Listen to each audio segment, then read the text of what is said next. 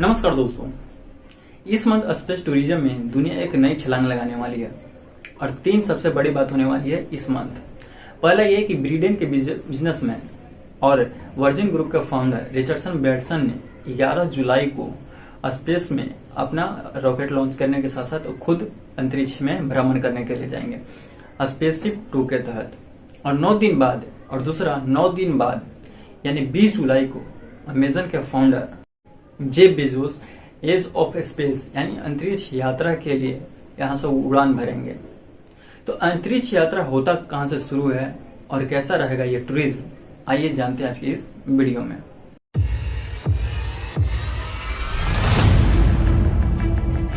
Branson और Amazon के founder द्वारा इन दोनों लॉन्चिंग स्पेस सिस्टम को अगर यह सक्सेसफुल रहता है तो सबसे पहला ये होगा कि जितने भी सब ऑर्बिट में हैं अंतरिक्ष में घूमने के लिए प्राइवेट एजेंसियों के द्वारा वहां पे यह पॉसिबल किया जा सकता है कि लोग अपने प्राइवेट स्पेसशिप के तहत अंतरिक्ष में भ्रमण कर सकते हैं और वहां का नजारा देख सकते हैं इजीली से। ब्रैनसन, जेफ बेजोस के अलावा टेस्ला के मालिक एलन मस्क ने भी अंतरिक्ष यात्रा में कदम बढ़ाया है और इस तरह से स्पेस में भेजने वाले जितने भी अंतरिक्ष यात्री होंगे उसमें देखा जाएगा कि टूरिज्म क्षेत्र में बहुत बड़ा एक मार्केट कैप्चर किया जा सकता है। और यहाँ पे सबसे मतलब यहाँ पे खाली एक जगह दिख रहा है जहां से अर्निंग जनरेट ज्यादा किया जा रहा है।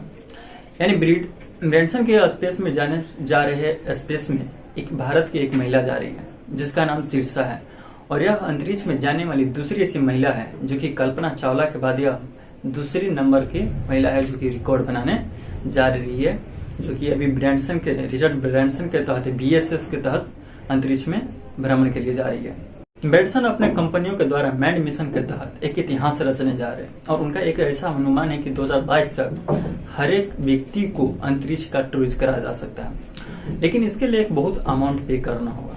अगर एक व्यक्ति किसी अंतरिक्ष में जाते हैं तो उन्हें अगर इंडिया के बाहर करेंसी अगर US के करेंसी लिया जाए तो $2.5 लाख का अमाउंट पे करना पड़ेगा। अगर उसे इंडियन करेंसी में कन्वर्ट किया जाए तो लगभग 2 करोड़ का अमाउंट देना पड़ेगा।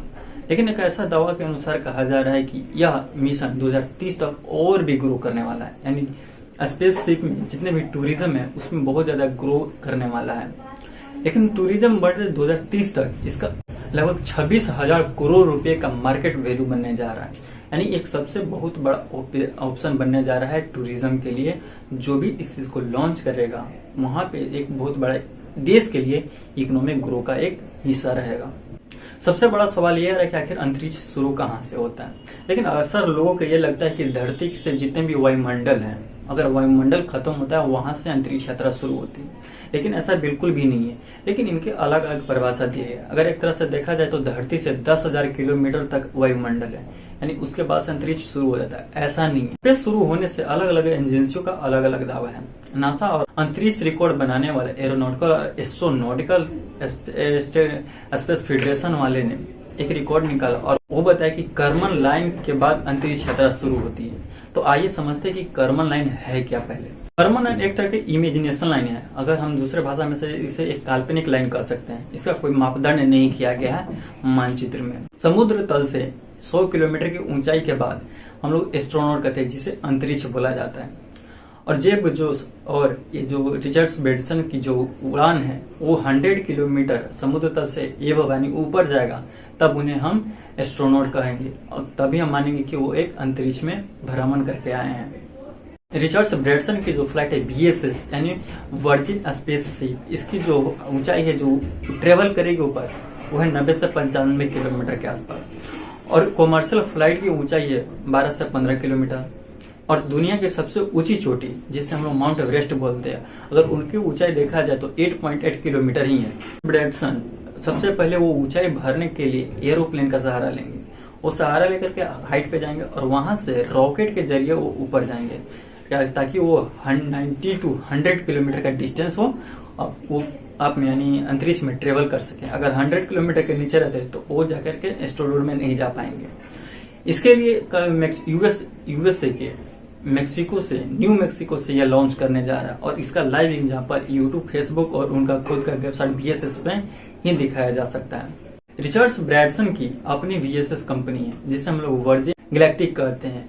इनकी कंपनी 3 बार स्पेस में जा चुकी है, लेकिन वो सब सिर्फ ट्रायल था, यानी सिर्फ देखने के लिए गया कि यहाँ से लॉन्च किया गया ताकि यह सक्सेसफुल रहता है या अनसक्सेसफुल। 3 बार लगाया गया, लेकिन 25 जून को इनको लाइसेंस मिला है। और जब ये सक्सेसफुल रहेगी, जो मिशन छोड़ा जा रहा है 11 जुलाई को, उसके तहत लोगों को ट्रेनिंग दे करके स्पेस में भेजा जा सकता है।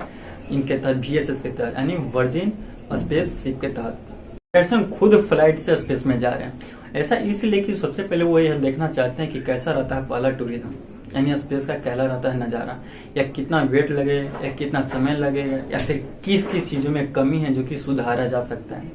और इसके लिए उन्हें कहा जा रहा है कि यह एक पायलट की तरह हो सकते हैं, और यह इनका एक मिशन है। जैसे कि 2022 में उन्होंने एक मिशन रखा है कि हर एक हफ्ता स्पेस में ट्रेनिंग के दौरान लोगों को स्पेस में भेजा जा सकता है टूरिज्म के लिए। तो एक बहुत बड़ा चुनौती होगा उनके लिए, तभी वो सबसे पहले जाकर के यह देख रहे हैं कि कहाँ पे क्या फॉल्ट है, क्या है, कितना वेट लगेगा, या कितना वेट के साथ हम यहाँ से भेज सकते हैं। ब्रैनसन का ऐसा कोई मिशन नहीं था कि वह अपने स्पेस शिप को VSS को स्पेस में लॉन्च कर सके और खुद वहां जाए, लेकिन जेफ बेजोस को जैसे ही यह देख करके उन्हें लाइसेंस मिला 25 जून को, तब वो ऑटोमेटिक डेट को रिलीज कर दे कि 11 जुलाई को हम खुद वापस जाएंगे सबसे पहले अंतरिक्ष में, और यह सबसे पहले पता करेंगे कि पॉसिबल है या नहीं। इसे हम रिचर्ड ब्रैनसन का एक ट्रायल कह सकते हैं, जिससे हम लोग बहुत सीखने को मिलेगा। और जाने के लिए बहुत सारे लोग ऐसे भी उत्साहित होंगे कि अंतरिक्ष यात्रा करने जिन्होंने प्लानिंग बना रही, जो खुद शौकीन है टूरिज्म करने के लिए, तो उनके आने वाले सुनहरा भविष्य है 2022 के बाद। ब्रैनसन की जो उड़ान है वो एक फ्लाइट के जरिए होने वाली है, क्योंकि VSS वर्जिन स्पेस शिप ये कोई रॉकेट नहीं है, यह एक शिप है, यानी ये एक फ्लाइट है। यानी तकरीबन जब ये उड़ान भरेगी तो 15 किलोमीटर ऊपर जाने के बाद इसमें से जितने भी साइड के क्राफ्ट है वो अलग हो जाएंगे, और वहां से रॉकेट उड़ान भरेगा, जो कि लगभग 37 किलोमीटर पर घंटा की रफ्तार से वो यह स्पेस में ट्रेवल कर सकता है। जब फ्लाइट से रॉकेट उड़ान भरेगी, उसका इंजन मैक 3 2700 किलोमीटर पर घंटा की स्पीड से उड़ान भरेगा, तब उस समय लोगों को वेट लॉस महसूस होगी। रिचर्ड ब्रैनसन समेत कई जितने पायलट रहेंगे या फिर वहां से जाने वाले लोग रहेंगे जो इंडिया की है, उन सभी को वेट लॉस महसूस होगा, और वहां से पृथ्वी गोल घूमेगी, यानी गोल दिखेगी, यानी वहां के जाने के बाद सब कुछ नजारा बदल चुका होगा, और इसी को देखने के लिए सब स्पेस में जा रहे हैं। लेकिन कुछ दिनों बाद जब वहां पास घूम करके पूरा बायोडाटा लेने के बाद वो वापस रिटर्न करेगी और स्पेस शिप के रनवे पे वो लैंड करेगी। फिर रिचर्ड ब्रैनसन के कुछ स्पेशलिस्ट का ऐसा कहना है कि भारत की ऐसी एक दूसरी महिला होने जा रही है जो कि एस्ट्रोनॉट यानी स्पेस में घूमने वाली दूसरी महिला होगी कल्पना चावला के बाद। सिरसा इंडिया के आंध्र प्रदेश में जन्मी, और वहां से जाकर के यानी अमेरिका में वो पढ़ाई लिखाई करके वहां पढ़ी पड़ी, और उन्हीं के तहत अब स्पेस में घूमने का मौका मिल रहा है। तो एक भारत के लिए गर्व की बात होने जा रहा है। जहां तक अमेजन के फाउंडर जेफ बेजोस की बात है स्पेसशिप के लिए, तो वह 20 जुलाई को उड़ान भरेंगे। 20 जुलाई का डेट रखने के पीछे एक बहुत बड़ा ही कहानी, क्योंकि इसी दिन अपोलो के 11वीं चांद का जो मून स्पेस जो रॉकेट है वो लॉन्च किया गया था और वो स्पेस में पहुंचा था। और इसी दिन 52 साल पहले, यानी देखा जाए तो नील आर्मस्ट्रांग ने इसी दिन चांद पर पहला कदम रखा था। तो जेफ बेजोस की उड़ान ब्रैनसन की उड़ान से बहुत अलग होने वाली है, क्योंकि ब्रैनसन अपने एक फ्लाइट से उड़ने वाले हैं, लेकिन बेजोस ऐसा कुछ नहीं है। रीयूजेबल कैप्सूल नामक एक रॉकेट बनाया गया जिसमें बेजोस उड़ान भरेंगे, और इसे रीयूजेबल बनाया है जिसका नाम न्यू शेप्ड, जिसका नाम दिया गया 5 मई 1961 को फ्रीडम 7 स्पेसो क्राफ्ट के तहत पहली बार अमेरिका के एलन शेप्ड के नाम पर ही इसे न्यू शेप्ड रखा गया है, इस रॉकेट का नाम। जेफ बेजोस जिस रॉकेट से उड़ान भरने वाला वो एक कैप्सूल नुमा है, जिसे उड़ान भरेगा कुछ दूर के बाद रॉकेट कैप्सूल नुमा से अलग हो जाएगा, और रॉकेट जो है वो वापस रीयूजेबल के लिए वो धरती पे आ जाएगा। लेकिन कैप्सूल अलग होकर एज ऑफ स्पेस यानी अंतरिक्ष में वो भ्रमण करने के लिए चला जाएगा। 3 मिनट तक सभी लोगों को वेट लॉस महसूस होगा, नहीं वहां पे लगेगा कि मेरा कोई वेट नहीं है, और उस कैप्सूल को अंदर से ऑटोमेशन बनाएगा जिसे अंदर से उसे लीड किया जा सके या कंट्रोल किया जा सके। 3 दिन रहने के बाद वो उसे धरती पर उतारा जा सकता है, और वो भी पैराशूट के माध्यम से ही नीचे जमीन पर उसे लाया जा सकता है। कुछ रिपोर्ट के अनुसार यह पता चल रहा है कि रिचर्डसन के अलावा जेफ बेजोस सबसे ज्यादा ऊंचाई ट्रेवल करने वाले हैं, क्योंकि यह खुद ब्लू ओरिजिन के सीईओ ने बताया है। क्योंकि VSS यानी रिसर्चर के जो स्पेसएक्स कंपनी है वह 90 किलोमीटर की ऊंचाई तक ही ट्रेवल कर सकता है, लेकिन ब्लू ओरिजिन जो कैप्सूल लुमा रॉकेट है वो 100 किलोमीटर ऊपर तक वो ट्रेवल कर सकता है। तो ऐसा बताया जा रहा है कि ब्लू ओरिजिन के सीईओ बता रहे हैं कि बेजोस का सबसे बड़ा ज्यादा अनुभव रहने वाला स्पेस में, क्योंकि उनका जो एजेंसी है वो 100 किलोमीटर के एबव तक वो हाई ट्रेवल कर सकता है। रिचर्ड ब्रैनसन की कंपनी VSS ने यह अभी तक नहीं डिक्लेयर किया कि उनकी जो फ्लाइट है वो किस ऑर्बिट तक यानी किस हाइट तक ट्रेवल कर सकती है।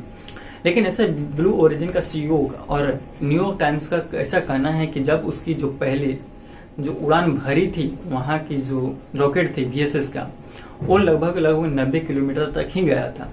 लेकिन एक ऐसा दावा में पता चल रहा है कि जब लोग अंतरिक्ष में पहुंचेंगे यानी सब ऑर्बिट में तो सभी को वेट लॉस महसूस होगा कम से कम 3 मिनट तक।